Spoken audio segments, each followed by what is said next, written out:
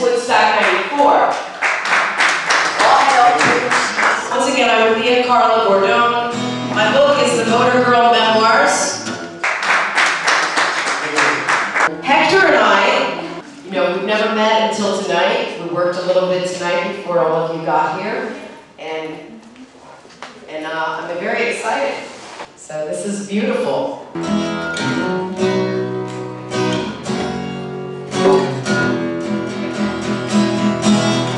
Margaret Thatcher on TV, shocked by the death place Instrumentation and for percussion, they kick that street by grass, like it's strewed and dirty, they look in and out at once. the same orders are given by her.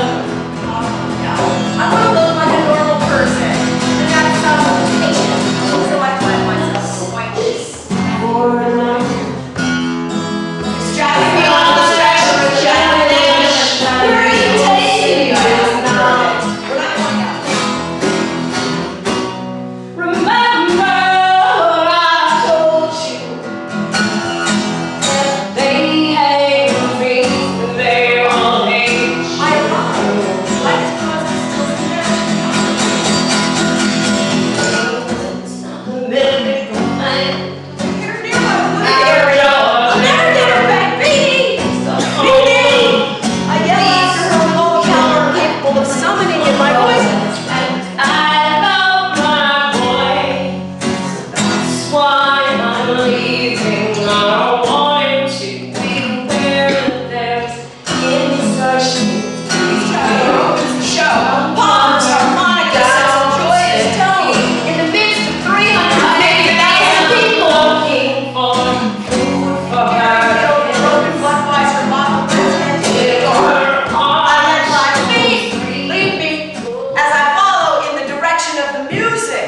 I dance my way to the north stage where several women in white are singing, I'll take you there, oh, suck it now. Gospel-like, but not phony.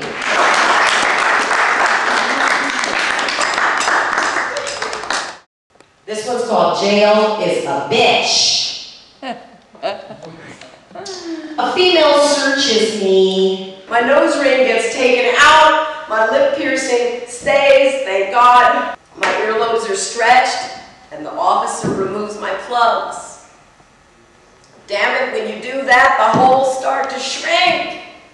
I've worked too hard to stretch the holes gradually. You could fit a pencil through them. Nothing to do, and I've got no clue when they're going to call my name or let me go. I wait and wait and wait, and 2 days is like 2 weeks. I'm feeling really social. And this not being able to move around shit.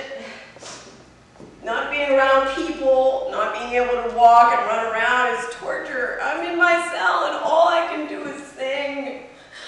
Wade in the water. Wade in the water, children. Wade in the water.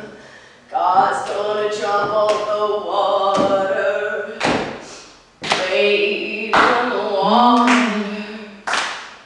Wade in the water, children. Wade in the water. God's gonna trouble the water. God's gonna trouble the water. Wade in the water. Wade in the water, children. Wade in the water. God's gonna trouble the water. God's gonna trouble the water. God's gonna trouble the water.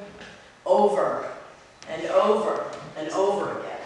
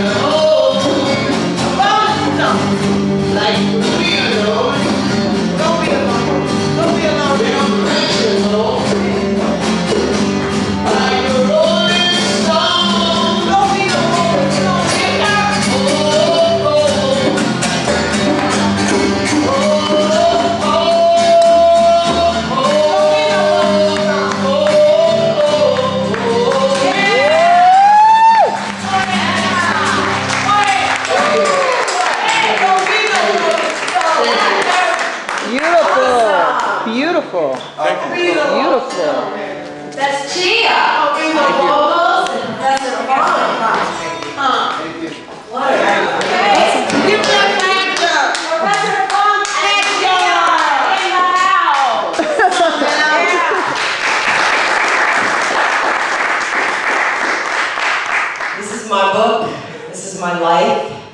The Motorgirl Memoirs, Adventures in Mania and Semi-Normality.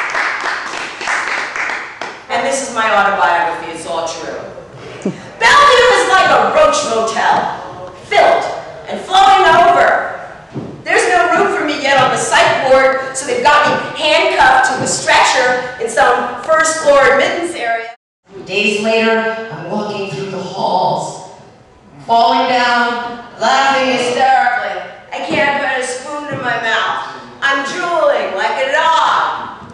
At the nurse's station, I tell them this: "You're giving me too much medication. Give me lithium or give me death." The next afternoon, I'm told I have a visitor. Why Johnny in black leather jeans, a dozen yellow roses in his arms, has come to see me? I don't know. We're sitting in the meal room and I look like shit. "How did you hear about this?" I slobber out spastically. "She told me," he grumbles. "I can't believe you're here. The flowers are beautiful. You have to excuse me. You're giving me too much medication. I'm having a bad reaction. It's really good to see you." I smell the flowers and hug myself.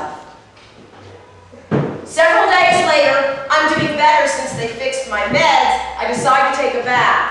I run the hot water, get in, I let the water cover me completely. I'm reclining in such a way that most of my head is under the water and just my nose and mouth are exposed to the air. Then in walks the nurse with the 9-inch nails. She grabs me so brutally, she scratches my back, producing a tiny bloody area. The next thing I know, I'm in a straitjacket, tightly strapped across my chest.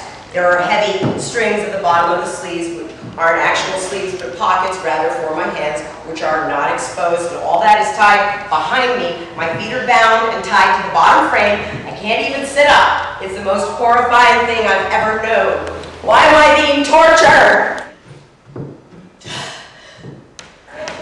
I guess she thought I was trying to drown myself. The only thing I can do to keep from truly growing out of my mind is to pretend I'm lying in the exact position that I want to be in. Eventually, I go to sleep.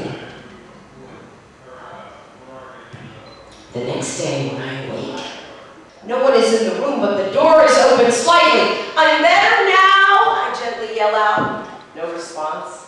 "I'm better now." Pretty soon, someone comes in and gets me out of that hideous contraption.